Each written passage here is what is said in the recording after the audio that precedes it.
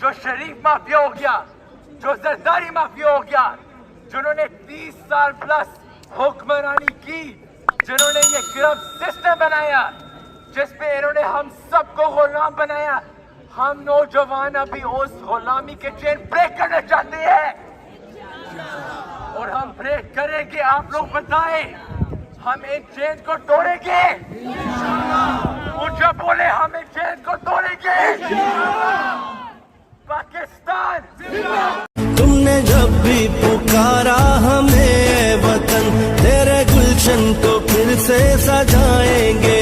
دیکھیں, ابھی تک پاکستانی ہائی کمیشن لندن کے باہر پروٹیسٹ ہو رہا ہے اور ابھی تک ہنڈریڈز آف لوگ نکلے ہوئے ہیں اس امپورٹڈ حکومت کو ریجیکٹ کرنے کے لیے. میں نے برطانیہ کی حکومت کو بولا ہے کہ اگر آپ کو نواز شریف اور باقی کے جو کرمنلز یو کے میں چھپے ہوئے ہیں ان کی کرپشن سے کوئی پرابلم نہیں ہے, پھر آپ ان کو بھی اپنی حکومت میں چانس دے اور دیکھتے ہیں انہوں نے برطانیہ کو کیسے نہیں لوٹنا ہے, دیکھتے ہیں انہوں نے برطانیہ کو کیسے نہیں تباہ کرنا ہے جیسے انہوں نے پاکستان کو کر دیا.